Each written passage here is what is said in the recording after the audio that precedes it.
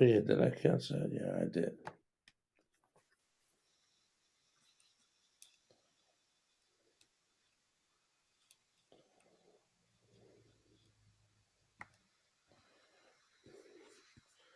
I can't hear your mic. Is your mic on?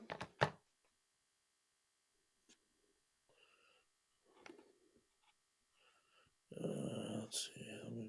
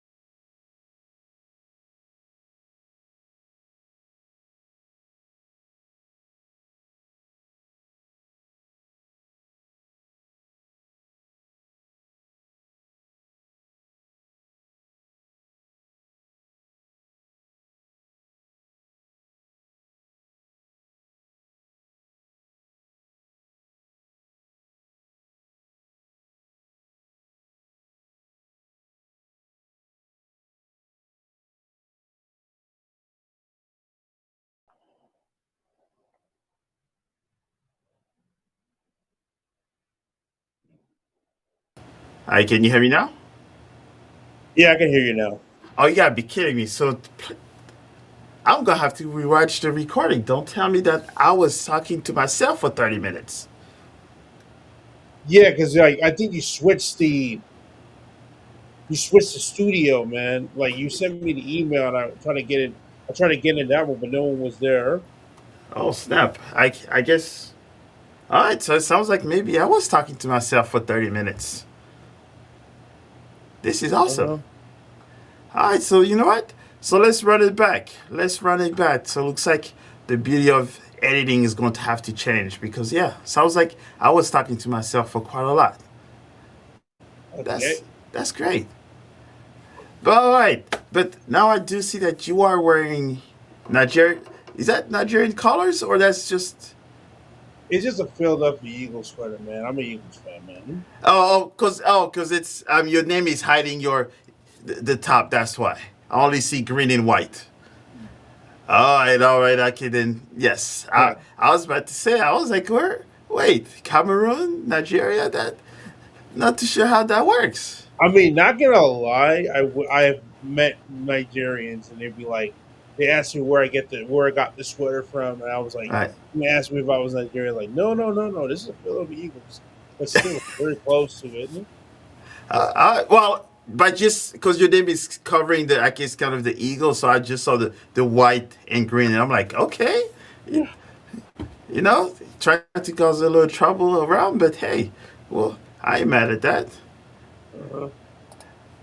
All right, so yeah, so looks like I was talking to myself, and no one have said anything, so I'm gonna have to talk to a few people. But so yeah, so this is the quick um, recap of week one of the AFCON, which at first kind of started a little bit slow. We'll say with the madness or the chaos that comes with African football, but we had the fist of very interesting calls and games this weekend. So before we lead to today, um, let's talk about the start of AFCON. So what is your thought on one the ceremony and then the um, kind of the infrastructure and the vibe of the tournament so far. All right. So what's sad is the fact that because we don't because I don't know, we have B in sports, Right, we were not able. None of us were able to see the opening ceremonies unless you found a way to like watch maybe the Super Sport broadcast or someone else. right, Because that's my biggest problem with the Afcon is that they don't have a properly good provider TV provider of the competition. That's why we were talking in the chat about how he just showed the game. There's no pregame or right. postgame kind of thing. It just showed the game. That's it. And and of course we're not the only platform that's actually covering this. But I did see pictures of it, and some videos, and I can see that it looked very amazing. And I wish it was actually shown. Yeah, yeah. It was weird because I think the one 2 years ago, I'm pretty sure I watched it live The somewhere. the one in Cameroon. The one in Ivory Coast. No, even they didn't show that one either. I'm pretty sure I watched that one live. I don't remember which channel that was, but I'm pretty sure I watched it live. No, I watched the last three opening matches. Right? I watched the last three opening matches. The Cameroon one, I saw the opening ceremony of the Cameroon one. Did not see the Ivory Coast, and did not see the Moroccan one. I went to deep YouTube, and I think there was a channel, I think all in Arabic, that played it. So, but Yeah, yes, it's I think it was one of those weird kickoff where the ceremony is one of those things that you should pretty much make it seen because it is the opening of a major tournament. So, good catch, definitely on that part. So what do you think about before we get to the table, the vibe of what you've seen so far with stadium fans, the experience of what it's like to go to Afcon? Well, I mean, this Afcon hasn't really this Afcon. I don't think it really had the kind of flair like what in terms of the atmosphere from what I remember from the previous one. I'm guessing because of the timing of it, Right. because the Afcon was, I think the last one in Ivory Coast, they started in January, right? So Yep. this is like right after this was after the holiday season. So a lot of people were already showing up, and they were selling out a lot of the stadiums. You could hear the fanfare. Now it's still, I'm actually glad that the organizers started letting people in for free because they noticed how little the crowds were, and of course, I mean, of course, the home fans and the rocking games were rocking every Yeah. time I watch them. Still, I think that the timing of the AFCON, especially during the holiday season, was made it very difficult for a lot of people to make the trip. Yeah, especially in the holidays. It's like there's only one time in the year where you have like 2 weeks off or something, or somewhat 2 weeks off. There's not that many people that will go and sacrifice that to go to a tournament. But we can thank FIFA because they're the one that moved it Yeah, for the World Cup and preparations and all that.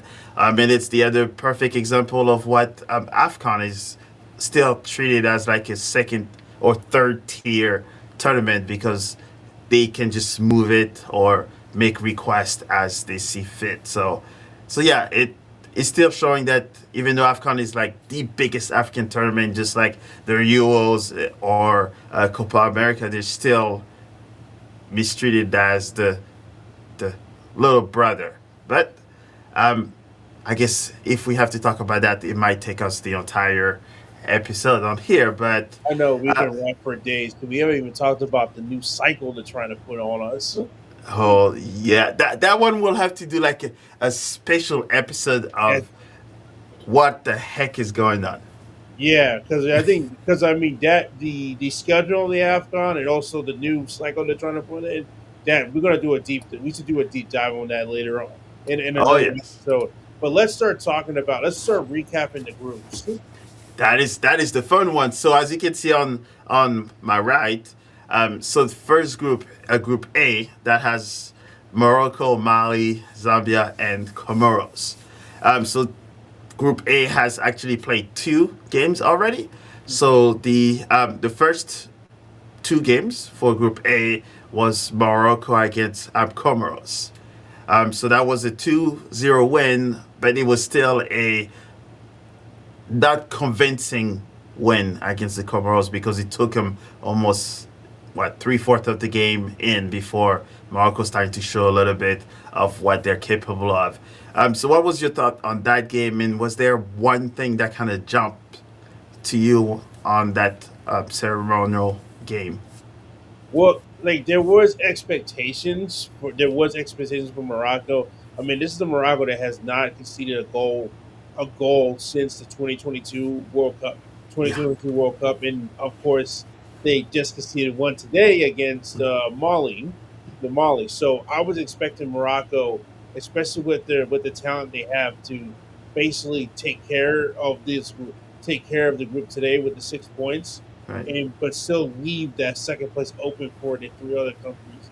But now, because of the results from the last two matches in the group, this actually kind of leaves the group pretty open because I think Morocco still has to play. Yeah, Morocco still has to play Zambia, who just a tie against got off a tie against Comoros, and Yep. but it still leaves the entire group alive in this thing. Absolutely, and yeah, and pretty much what it shows also is there's also the battle of third place, right? Mhm. So now Comoros has to know that maybe even a point against Morocco can kind of help them in the second place, depending on what the Mali and Zambia games will look like. So even a tie, and if they technically they have to score a few more goals because they have not scored any, Yeah, even to be in a discussion of the third place team at this moment. yeah, So the goal differential on yeah, Comoros is so they close. pretty much have to go pretty much, I think, have almost nothing to lose to this point to where they just have to go deep. But the problem is, it's against Morocco. Mhm. And the second game that we'll be facing is Mali and Zambia. So Mali just came back from, we'll say, one of their best games against Morocco. Yeah, Even though they weren't able to take leads after 1 minute up.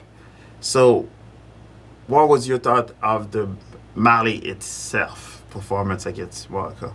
I mean, I say Mali really punched above their weight in this matchup. Like I said again, like I was expecting Morocco to basically own this group with the talent they have, and then even before the game started, you had the fanfare. Kylian Mbappe was in the stands. You see Hakimi was very excited, but they never got to use.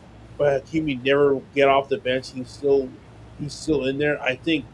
I mean, I don't remember what injury he has, but the lack of Hakimi there in the back really threw them off. And I just said that's why I just say to myself like Morocco. It's could be Morocco's group to lose if they don't buckle up against Zambia. Hmm. Yeah, and yeah, those are pretty much that will be. And Zambia have shown also that they're also a physical side, which Mali has shown Morocco what it was like. And Hakimi, I think the reason why he did not play, they did see how physical Mali was for the entire game. That probably was one of those precautions to, maybe not bring him in during a game that a limb might go left or right depending on how he went. Um, were you impressed by the two teams going like toe to toe for those 90 plus minutes? Yes, especially Molly. Molly, I said again, I'm praising Molly. Molly really punched above their weight against Morocco. But like, hey, I just forgot about this. Let's have a brief pause for a minute and comment about the Molly drip. Yeah, go right ahead. Yeah, I'm mad at it. I mean, look, like Molly has the best hits Yeah, in the AFCON. I mean, how can you cannot believe the fact that They hit on the home, the away, and even the goalie kits. Yes. I And mean, I don't I know don't know what. what African teams have in like the kit producers, but it looks like they have certainly give them a little bit more of the freedom to express themselves versus getting a template from whoever and says just add a flag and a few things on top of your kit. Yeah, because you got to remember, there's a diagram. There's a diagram I saw where it showed where all the different where who the kit makers are for a lot of these kits, and you can see it's a lot of small, very small independent ones, Yep. and then you have like the biggest piece of the pie would be Puma. Like Yep. Has over about has I think about 5 or 6 teams under their belt, and of course Adidas only has one with Algeria, and Nike only With has one Nigeria. with Nigeria. Yes. So and then of course, and everything else, all these small ones. I mean, Umbro also did a good job with the Botswana kit. I bet that one's going to be sought after for some people. But yeah, the Mali kit, best kits in the book, the best kits in the AFCON. Let's be real. Yeah, I'll give him that for a little bit, but yes. But I think it looks like, and we all know also Puma, they're kind of the stylish brand of, athletic too. So they're a lot more bold and risky when it comes to jerseys compared to like maybe the Nike and Adidas, where um, the templates usually is one that you see. If you see one team wearing it, the other one will most likely have it. And then we have Group B, which we've had a lot of talk in today about it. But the first team that already qualified for the next round is Egypt, with winning their 2 games, which we expected them to, but still with a lot of question marks on it. So, what would you say about the first 2 games on Egypt and their performance? First one, I believe, was against Angola, and then after that, South Africa. No, well, let's talk about just the match that happened today. Egypt versus South Egypt versus South Africa. Daylight robbery. We were robbery completely. I mean, I understand the Mo Salah to the face. Mo Salah to the face. That was that looked a little bit blatant. That gave him the penalty. But the fact that there was a blatant handball in the 85th minute, or was it 86? It was I, way late in the game. yeah, it was close to the 90, but Yeah, yes. close to the 90. They did a VAR check. He didn't give no penalty in South Africa. That should have been a penalty. I don't. And the thing is, for South Africa had 3 strikers on the field, Yep. up a man for the whole second half. But for some reason, Egypt was just parking the bus. But I would say they were literally that was a pyramid of defense by Egypt. But still, Egypt wins this with a lot of controversy to seep into it. But still, Egypt did the job. They get it to 6 points. They're moving on to the next round, meaning they can start rotating players in their next match against Zimbabwe's. I believe is their last match. Yes. Yeah, Yeah, and I think for me the biggest takeaway is one with even that with the Marmouche and all of that firepower that Egypt has, even a man down, they should have been a lot more aggressive on it versus parking the bus. But I guess the game management comes into place when you're down. South Africa, yes, they've had those 3 strikers that they added, but I think for me one of those takeaways, like you mentioned, the Mo Salah foul was should not have been a PK altogether. You could see he was still running about it. Um, it's almost like you running, so you'll have to almost put your hands next to you if you want to run, and you're not allowed to shield yourself. I think it's just that's what the best of the best know how to sell a foul when it's needed, and he was able to convert it. Um, and the handball, which I guess I still consider that a handball.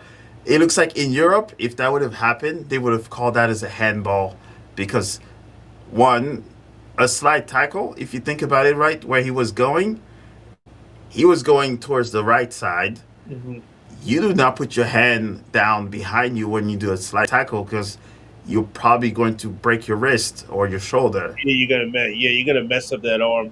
Yes. And then on top of that, when you see that ball, if the ball would have gone in, like maybe just tapped and then stopped under his body, first one, Salah did not even have possession of the ball. He already lost possession of the ball when they were sprinting, and he already had lost. So looks like I think there will still be a lot of discussions on that. But at the end of the day, South Africa should have also finished their chances.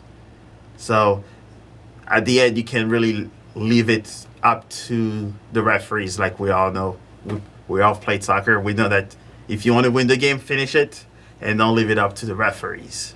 And this one makes it a little bit more interesting when it comes to the second place and third place opportunities, right?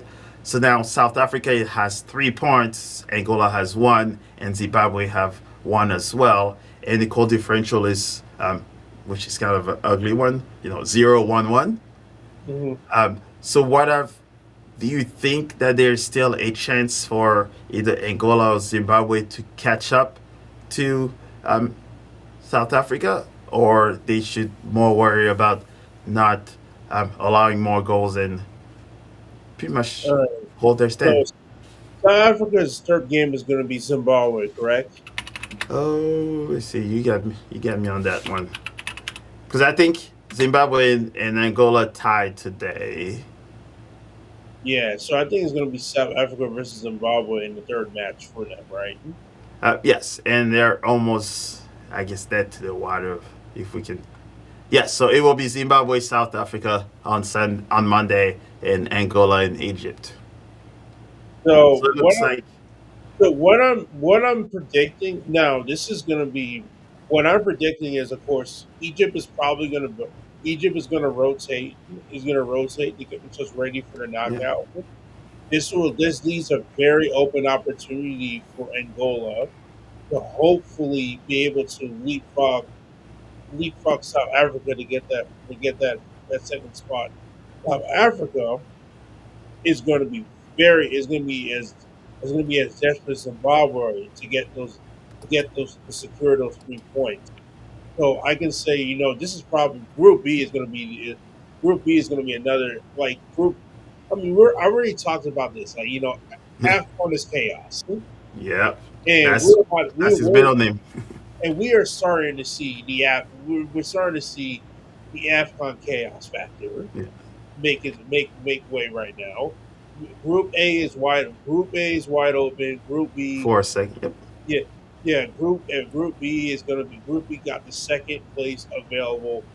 We're gonna be seeing some very physical football next 2 days when they start around three after. Yep, on Monday. And yeah, so pretty much all it will take is for Angola or Zimbabwe to pull up a win, and they did just have to score more than, like, it looks like 2 goals Uh, and hope for the other ones to go under. And if they each win, right? South Africa, if they win, that's 6 points. And depending on how well they do, they even might be able to leap Egypt if Egypt is not able to finish the job. yeah, So we're gonna be double screening, man. We're gonna be double I, screening. I got plenty of screens for it, and there's still that 62-inch TV that's over there not turned on. So if I gotta do it, I gotta do it. Yeah, yeah, It's gonna be a fun one. yeah. All right, so now we have Group C. So these teams have only played one game. So this discussion will be what they have now so far and what's coming up. And for anyone, I did see all four of them. Tunisia beat Uganda single handedly.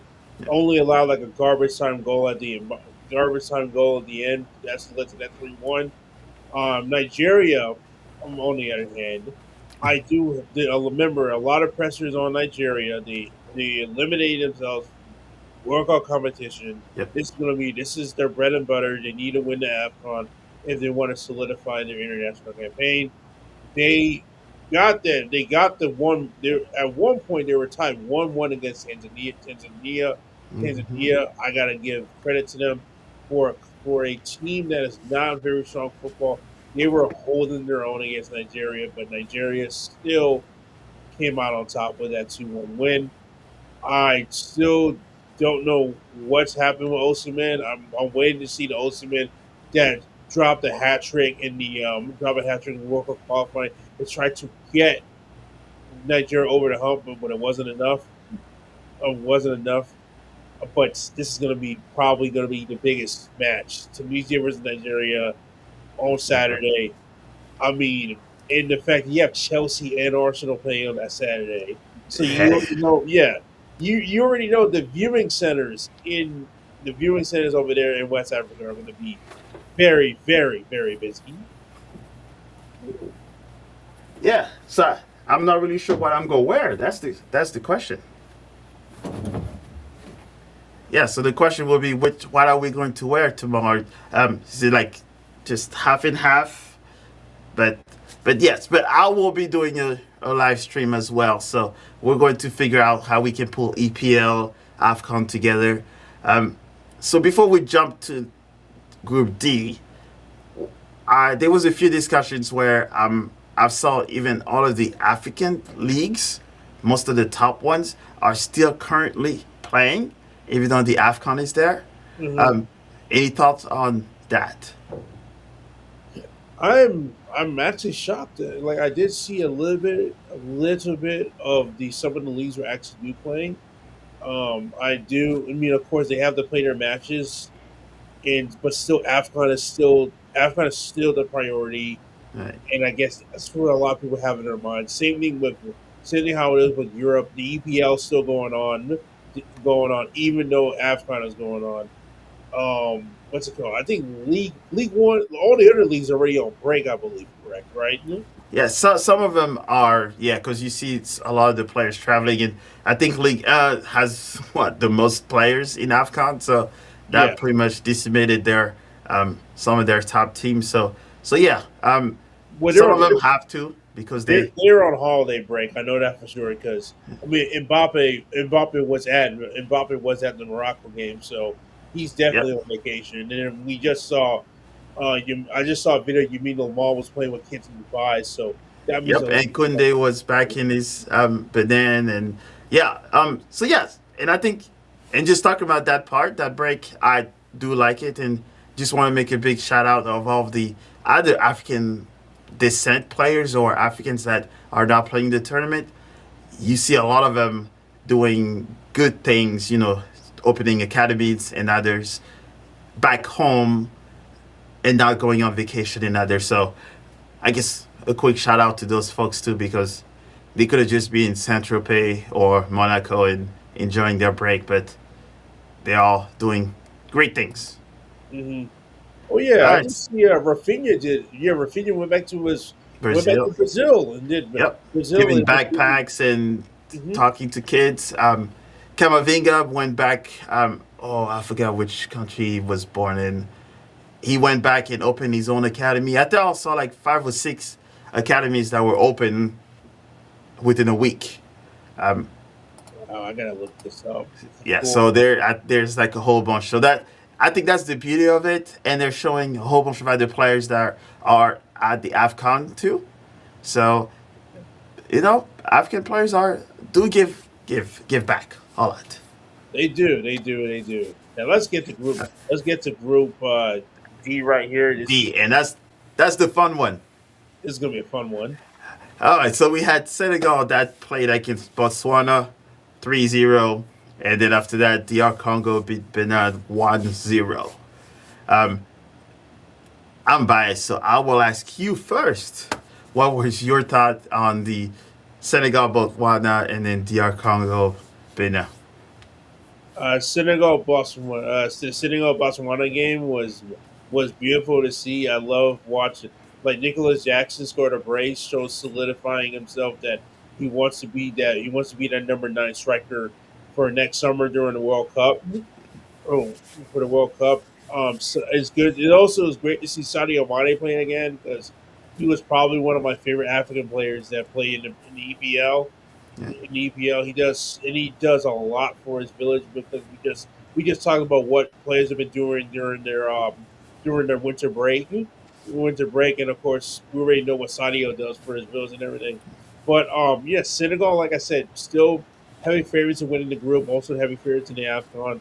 DR Congo, of course, DR Congo. I don't really know how they're favored right now in winning the competition, but I know that they are also trying to get themselves at at the top of their level because they're looking to qualify for the World Cup in March once intercontinental playoff happens. So this Saturday's match at 10 o'clock, Senegal DR Congo, is going to be a thriller to watch. We're going to get to see two top African teams go against each other, and I just cannot wait. Benin in Botswana. Um, they just couldn't catch. They couldn't catch a break, man. And Right. they couldn't catch a break, especially Botswana. And they have very good kids. Shout out to Umbro, but this these are two heavy hitters that they were hitting heavy hitters up there with Senegal and DR Congo, and they just could not get past. We have to give the credits to the Botswana goalkeeper. Even though Yeah, the score says 3-0, he made what, 14, 17 yeah, um, oh yeah, man. saves? Like, Um, I mean, you know what? He gave almost hope to all of us that are a little bit out of shape or maybe rounder. Like, that was like prime soccer dad bod. That was like, did you know he was stopping shots from Mane, Jackson, Koulibaly, those guys are like legend of the sports, and he kept the team in because he could have been. I think Jackson could have had like 5 goals. And you know what? I just even remembered it. There was one stat that was from that Senegal Botswana match. Senegal had, I think, 15 goals on target. Yeah, Straight up, just they were shooting at this and guy. he stood tall. Stood tall. I would. Yeah, That's when he got that. That's when he got that. He got that 10. He got that 10.0 foot mob. it that and I think that's the other beauty, right? Where we're talking about the chaos that you're referring to. Yeah. If you look at Senegal's roster, they are playing for the top teams in the world. There's, I think, probably Mayonnaise makes more money than the entire Botswana team put together 10 times, Hmm. and they have youngsters. I mean, they're all playing in the top of the leagues, other teams, and still Botswana did not lay down, so they were able to kind of stay up. It's just that those 3 goals happen to be 3 goals, but Botswana have definitely shown that you could be a team that you're not really a soccer nation per se, Hmm. but still can keep up with the, I guess the better teams in quotes. I mean, Uh, that's the beauty of going to the diaspora. Try to get those dual citizenships. That's how you're gonna need if you mix with the dual citizenship people, and also try to build your infrastructure within your country. That's the key to actually getting the best talent on your squads. yeah, and there's plenty of dual citizenship when it comes to Europe because Uh, colonizers has helped with that quite a lot. yeah. And so the next matchup will be Senegal, DR Congo, Benin, Botswana. It looks like Benin is the one that has probably the better chance in quote to look for like the second place or even third place, depending on what Senegal and DR does. So they will have to kind of go full throttle if they want to have a chance to battle for that third place. Because even though I will hope Botswana can kind of play against Benin, but that means they first Mm, have to do, erase the 3 goals differential to begin with.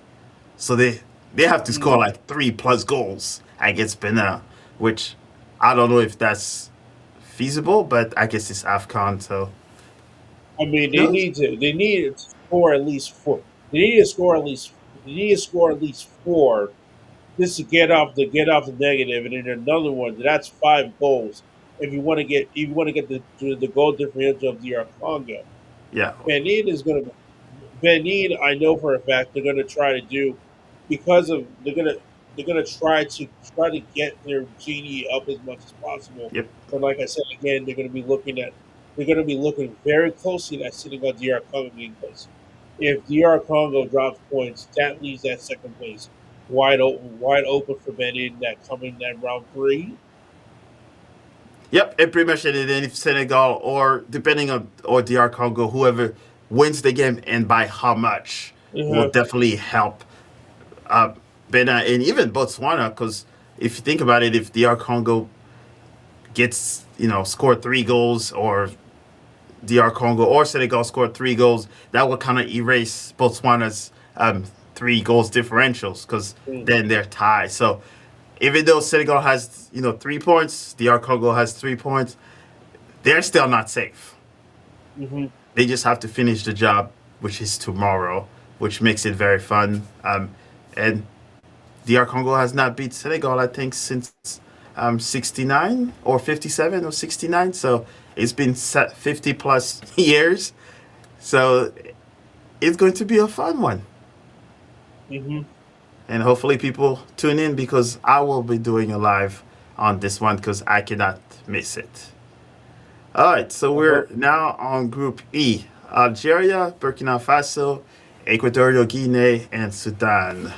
All right, so Burkina Faso played, I guess, Equatorial Guinea, and that one was a very fun one because it went all the way towards the end, and then Algeria was against Sudan. So, any thoughts on those two? I mean, this is Burkina Faso, Equatorial Guinea. It just can't. It was like chaos, man. I mean, Yes. Equatorial Guinea had it going. It had it going for the up 1-0, up a man, look they can pull it off. What Burkina Faso did what Burkina Faso did us a favor, put in the right subs, and they were able to score 2 goals in extra time. Extra time. It was a great performance by Burkina Faso. Very proud of them able to do it to pull that off. Algeria, of course, That was that that was a was easy one. slaughter. That was a slaughter. Yeah, and Sudan looks like they weren't ready because I think they almost played the Mali physical game, but they weren't too physical and technical enough to be able to kind of meet themselves in the middle. So I But think that's why the red card came into because I saw there was a lot of flying studs left and right, so they weren't as precise as like Mali's, um, you know, I w- physical but technical. but I will say this though is shout out to the Sudanese players and also the people that made the trip to it because obviously I did read about they said the Sudanese I did while watching the broadcast they were Right. saying that the Sudanese players have to play in different leagues around Africa to get themselves in fit shape because there was no way of them playing league play in Sudan because it was suspended due to the civil war that's happened in Sudan. Yep. So my heart goes out to the Sudanese people. Like we cannot continue to let Africa be separated due to a pretty petty squabble. We're all together in this, and the last thing we want to have is more any foreign intervention to Abs- coming through to help make everything worse for everybody. Yeah. And I guess the highlight was also I guess the U.S. kind of throwing a few things in Nigeria also. So Yeah. that you mentioned, yes. So hopefully there will be less of that intervention. So to let us enjoy our football, and I Yeah. think it was one of the things that you highlighted, right? That not many people know about those stories of Mhm. players that not everybody has the federations that pour millions into them and put them in first class planes. Most likely, a lot of them it was not a charter plane, right? So they have to Yeah. figure out ways. So, like you mentioned, it's certainly one of those moments where even though we talk about AFCON, the game, the scores, but there's a lot of deep stories that come into to it. So, great shout out. Hmm. So yeah, so it looks like after that the next games, so that will be think he just jumped a whole bunch of games. So the next game is going to be Algeria against Burkina Faso and Sudan against Ecuador Guinea. Um, First thought on the Algeria and Burkina Faso. Oh, that's gonna be fun. That is going to be fun because I want to. Now Algeria has the players. I mean, Riyad Mahrez, 34 years My old, God. can still kick it. They can still kick it, and of course, Luca, great performance by Lucas Zidane. Zidane, you can see his dad was looking very proud up there in the stands. In the Oh, stands. don't forget Grandpa too. I think that Oh, was the pressure of him joining Algeria was also to make his grandpa proud. okay, okay. Well, I mean, I'm gonna see. All I saw was his dad, man. Yeah, His dad was up there. We already know who his dad is. it's madness. That's the beauty of African soccer. You never know who your dad is. Yeah, exactly. But yeah, this Algeria Burkina Faso looking is gonna look really good. But I think Algeria is still gonna. I believe Algeria is still gonna come out on top. Burkina Faso is gonna have a lot riding on them if they want to be able to maintain their second place lead over Equatorial Guinea. Yeah, and I think the fun part, I guess, I also have a little bias because, well, I guess I have bias for both, which is the fun part. So that will be a nice one to watch for me, especially the Algeria Burkina Faso, because small story, Mares is where he played his soccer at AS Sarcelles in France. It's also where I played club soccer for a bit, which I'm the old guy, of course. Mm. So we knew about him, you know, we knew he was going to go somewhere, but never thought that, was going to be that worst class player that then go to Man City and win everything you can think of. Um, Hey, don't forget, don't cut Mara short with Man City. He also was part of that 2016 Leicester oh, team. yes. Yeah, go ahead. You're right. And N'Golo Kante and all that, yes. Yeah, You know what? It takes two Parisians to help an English team win their first championship in decades. So I don't mm, want to, honk my own horn, but that's how it's done. mm, And yes, and then the other part that I also wanted to make a good shout out to is Georgie, that you also saw that had the tie game, and he had his whole celebration, one eye, and all that. Um, if you check, he also played for Seattle Sounders in the MLS. yes. Yeah, it Yes, was first time and MLS was mentioned, dude. he was the first one to score from the MLS because they also have a Boanga with LAFC, with Gabon. Yep. You got Hendebe that plays for South Africa. If you saw him, he came out a little bit later. He Hmm. also played in MLS. So there was a lot of MLS guys that I want to highlight and show a huge shout out to. And Georgie talks a few times, so it's kind of a proud moment when I see him, show what he can do on the African stage. And one is one of those things, those players that you don't know all of their stories, right? When at one time doctors would tell him that he probably should not play soccer after he lost his one eye. Yep. So pretty much what he did, he started from like the minor leagues of Seattle, their Hmm. second team, and he pretty much worked his tail off to Yeah. to go from the second all the way to the first team, and then be called up to Burkina Faso. So I enjoy highlighting some of those stories of players that shows you where someone tells you you should not be even playing soccer, and you tell them heck to the no, and then you find yourself on world stage, and then now everybody wants to talk to him of what he accomplished. Now, So on the topic of MLS, this is one thing I remember reading about this. I remember when they were doing the 2023 edition when it was in Cote d'Ivoire. One person, I think I was watching CBS Galazo, and one of the pundits, I forgot his name. I forgot his name. He's from Nigerian descent, and he okay, was saying that if you're a MLS scout, you need to be out there. he need to be out there. And I said, yes, he really should, because I think there is talent within these teams that you can you can bring the MLS to the MLS. The only problem is that for a lot of them, it's easier for them to get. They want to go to Europe. Yep. They want to go to Europe because they want to play. They want to get the money. They want to make the money to send back home to their families. At the same time, they also want to play in like against. They want to build their way up to like higher leagues and everything. Even if they play in like the In Norway, also. yeah, play in No Norway. disrespect, but yes. Yeah, no disrespect. Play in Norway or play in Greece.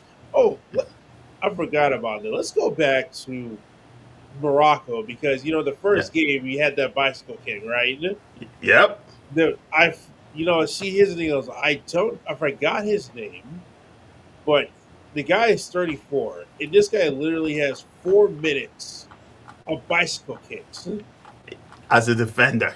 as a defender, and he plays for Olympiacos. You know, Madness. just like you never heard of this guy, but he scores probably that's probably going to win him a Puskas at this point. He's as a defender, that's how you make your name. Yeah, exactly. But yeah, I am hoping. I do wish that. I mean, I know that we're trying to get like MLS is trying to get like talent from a lot of other places, from many places, especially in South America. I mean, Mhm. even here for us here in Atlanta, we want to start considering.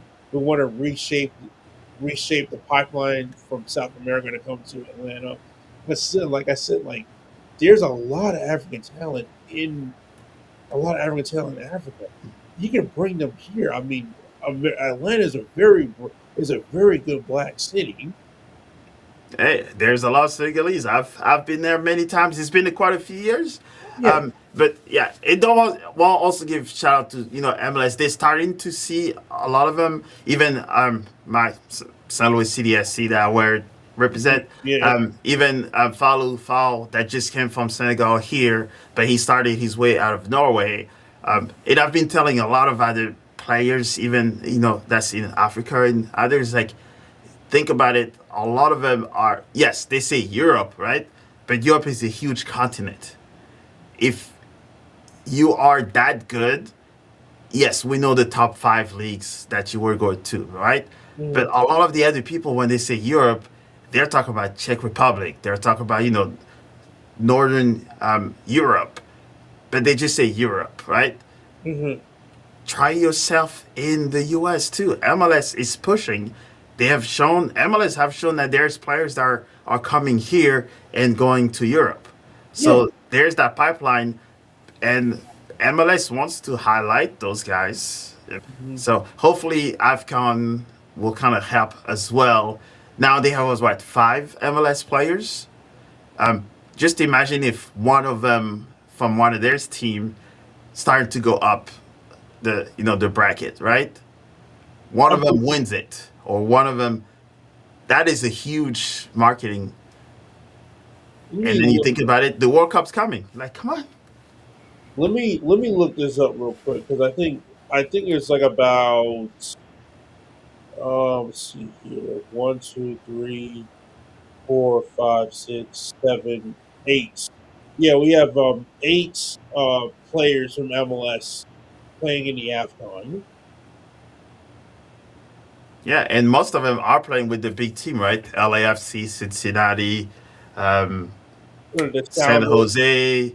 Um, yeah. Sounders also, they also counted Wilfred. Wilfred Zaha made his Oh, yeah yeah. in there too. Yeah. Yeah, that's the guy. So yeah, so I think that it's starting to show. And if you follow me on social media, I tag them all the time too because they need to also promote their players a lot more. If those guys are in Afcon, just blast it everywhere because you think about it. The African population, when they follow a team across the pond or something, they will follow you to the end of Earth. You want to make yourself a global team or global league, this is how you get it started. Mhm. But I guess we're going too deep on what promotional. what American soccer could do, because I think we might need those in our chat on Instagram. We might need to do like a huge show to talk about the state of U.S. soccer and also the connection with Africa and motherland and diaspora, Hmm. and make it, because we all represent a certain city in the U.S. Hmm. All right. So speaking of Wilfred Zaha and MLS, pretty much, if you watch here, we have Ivory Coast played against, if I remember right, Mozambique, and then Cameroon was against Gabon. So Ivory Coast first won 1-0 against Mozambique. So what was your thought of the reigning champion performance? The reigning champion, Ivory Cote d'Ivoire. I Oh, love their yes, yes. of Cote d'Ivoire, Ivory Yeah. Coast, whatever you name it. All right, Cote Uh, d'Ivoire. Look at that. Look at you. All right. well, come on, we're Chelsea supporters, man. Who Yes. was the best? Who was the best? Who was the best? One of the best players that played for Chelsea. The King Drogba. King Jogba. Yes. Indeed, yes. Yeah. So I mean, great defense for the defending champions, the champions of Cote d'Ivoire. That 1-0 win was really solid for them. I'm glad that Wilfred Zaha made his way back into the starting lineup. Yeah. I just hope he has a great campaign over there in Morocco.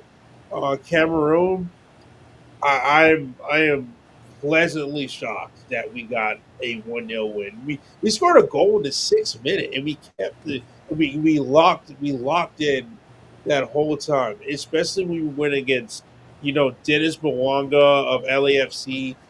32 And like and 30, Boba Yang, don't forget him. He's yeah, 32 over. 32 goals in like 24 appearances, I believe in all competitions for LAFC. And then of course Wilfred Zaha was the big man over there in Charlotte, and we no no Patrick Aubameyang, Yeah, my yep. bad, For Marseille, yep. yeah, from Marseille. But I So don't think he played. He was a sub, he was subbed which out in the was 30. weird, but yes. Yeah, he was subbed out in the 30th minute, but still like both of them were on the field the same for 33 minutes, and we were able to keep them at bay. That's good. Yeah. Yeah, and that was the other nice things of MLS representation on that part too. Because if you think about it, even just the Cameroon, I guess, Gabon game. What are we talking? We're talking three MLS. Oh, Yeah. well, two. Cameroon had a new Tolo Yep. from the Seattle Sounders, probably like very One of the underrated. best defenders. Yeah, Yep. very underrated defender within the AFCON. This guy, I mean, no, very big defender in the AFCON. I remember when we played when they came down here to play against Atlanta. I was telling my friend Reggie, I said, Reggie, keep an eye on New over there, man.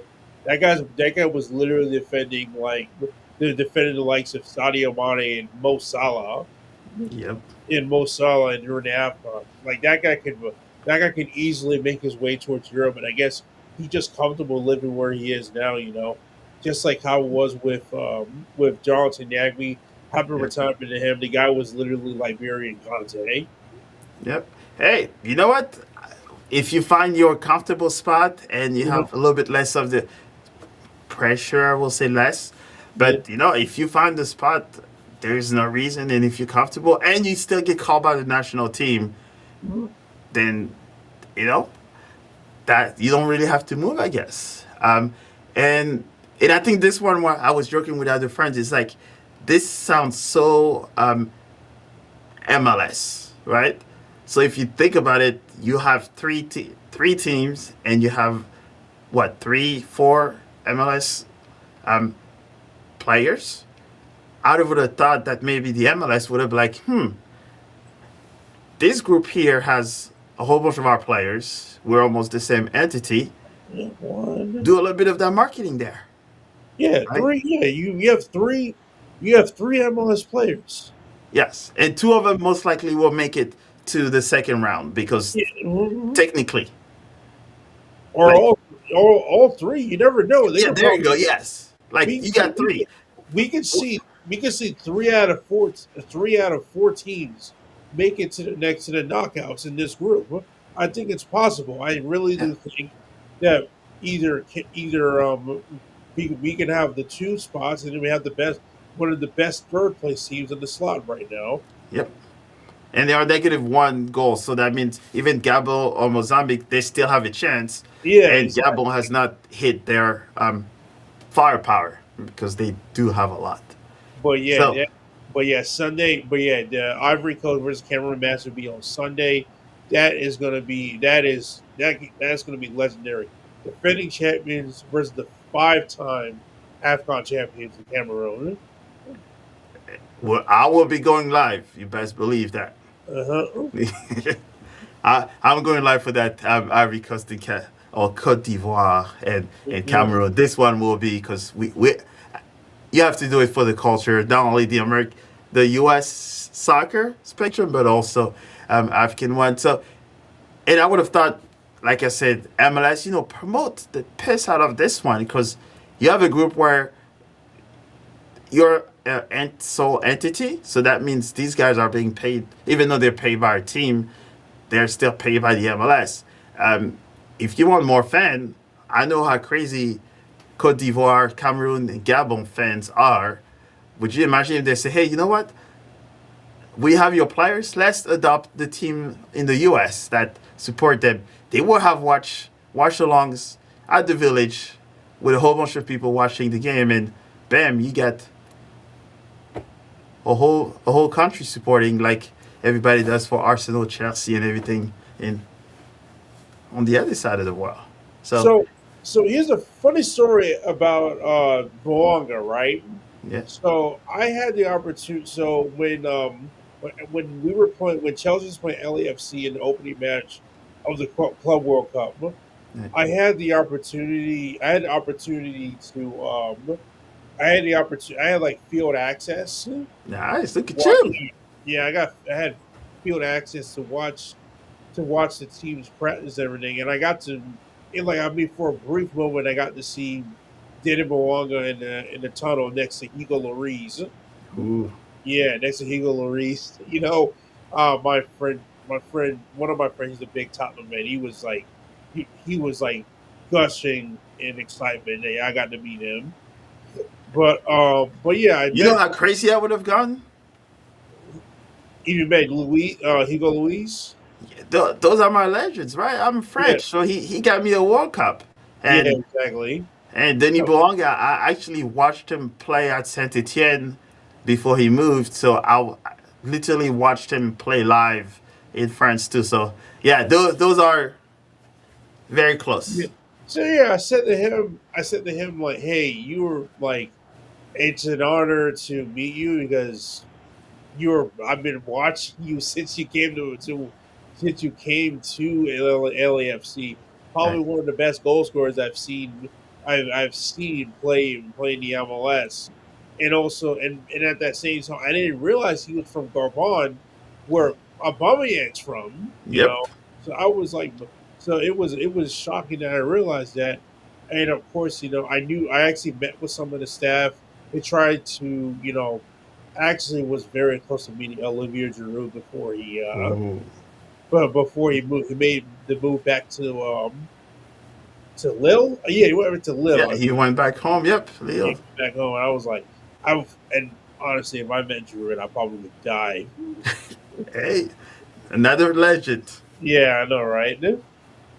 Yeah, unfortunately, his time in the MLS was not as we expected him, but they used him the wrong way. But that's a whole another discussion altogether. So yeah, so you got lucky as heck. I would have loved to meet those guys. Me, I mean, you saw the pictures, man.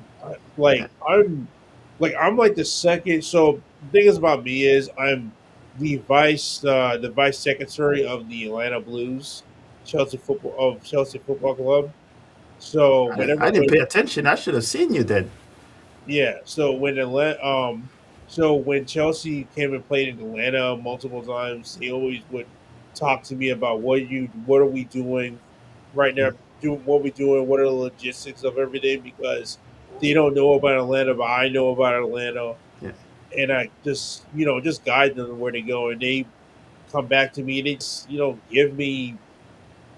give me the stuff as compensation, field passes, uh, field passes, private training sessions, tickets, all that jazz. Yeah, so I'm a member too, obviously. But in St. Louis, the St. Louis chapter. Yeah. Blue in America, yes. Chelsea in America, I'm on there too. So now I know who. Next time Chelsea comes to Atlanta, I know where I have to go down. Mhm. All right. I, Well, let's check out the third place teams real quick. you sure you want to? Because it's interesting. Let's see it. You said, all right. So here it is. So we have Zambia, and also we have to also make sure that we know that they've played 2 games, so that's why they're at the very top at this moment because clearly they've scored a lot more goals. So Zambia, it's still with 2 points, and their goal differential is 1-1. Mhm. Angola is at 2-3. Guinea is 1-2. Tanzania is 1-2. Benin's 0-1. Gabon 0-1. So pretty much what this tells us is that the third place finish, it is 110% open Yeah. because these guys here, 3, 4, 5, and 6, still have to play games. Yeah, I mean, I have a lot of hope for Gabon. I think Gabon can pull off that win on Sunday. They Yeah. get themselves they get themselves most likely top of this group by the end of the day on Sunday. They have the power, the firepower to do it. They really do.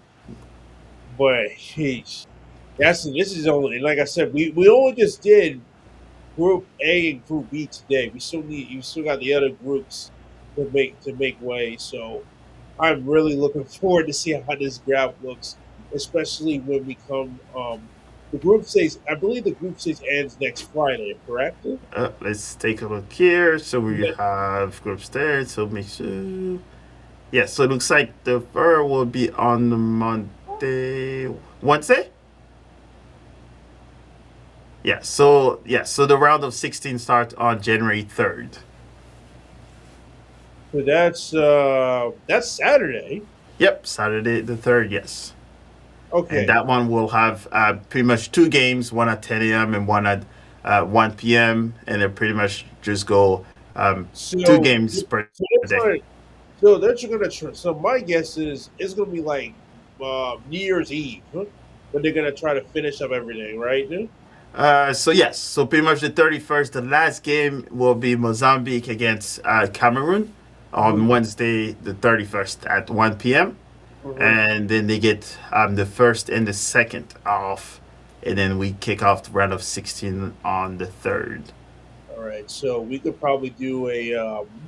We should probably do a recap video before the start of the knockouts, just to go over all the stuff that happened on round three. Yep. So that'll probably be a Thursday. Um, it'll probably be a Wednesday recap instead of a Friday recap. Yeah. Yep. So hopefully everybody keeps their calendar open. Don't start the partying because it's only the 31st. So there's 1 p.m. Don't go anywhere just yet. I'll try to make it. Either we're going to have it live or recorded, maybe right after the Cameroon and Mozambique game, and then we'll just send it out. And then after that, get to party a bit and hopefully not too much because round of 16 starts on Saturday, January 3rd at 10 a.m. And you don't want to miss out because that's where the real drama starts. Oh yeah, man. That's what. Yeah, I know, right? That's. I can't wait, man. That's that's where you make your money, and we'll see who gets to go home and stay. But with that said, I think we've gone over all of the teams, all of the drama. Hopefully, we'll have a lot more drama to talk about. So for those people that have not watched our watch along, just let them know how they can reach out to you, watch your content, and go from there. Hey, so yeah, you can see Anomal Lion 17. That is my Instagram handle. I'm also part of Footy Rants with my friend TK, where we do the AFCON recaps. We try to keep it under 90 seconds, but lately it's been because of the chaos factor of the AFCON, we've been doing longer videos. It Um, happens. yeah, oh, and of course I am, like I said again, I am the vice chair of the Atlanta Blues. That is a recognized Chelsea club in Atlanta. So we have the Atlanta Blues to follow. We'll be always updating about where we're going to be at. I've been trying to do AFCON, but I guess no one really is interested in doing AFCON. It's always Chelsea. So Yeah, understandable. Until you get more African players in Chelsea that will make it. no, we need to get back African players on Chelsea. Yeah, yeah. Because it is, I will say this, it is insane that there is no Arsenal or Chelsea players representing in the AFCON. We could say Nicholas Jackson, but technically Nicholas Jackson He's on loan. is representing Bayern Munich, Yeah. but still Chelsea and Arsenal do not have any players at the AFCON, Mm, and that's weird. it's weird. They're the two biggest. They're the two biggest clubs in Africa. And represented in Africa too. So yeah, Yeah. yeah. I feel you on that one. Mhm. But they brought the diaspora, so maybe that's the counter of that. But as always, thank you all for joining another episode of More Football AFCON edition. And tomorrow, don't forget, live stream of the Senegal DR Congo. You do not want to miss it, but also do not miss the other games. I might do the early one. Who knows? But with that said, as always, we'll see you soon. Mo, football. See ya.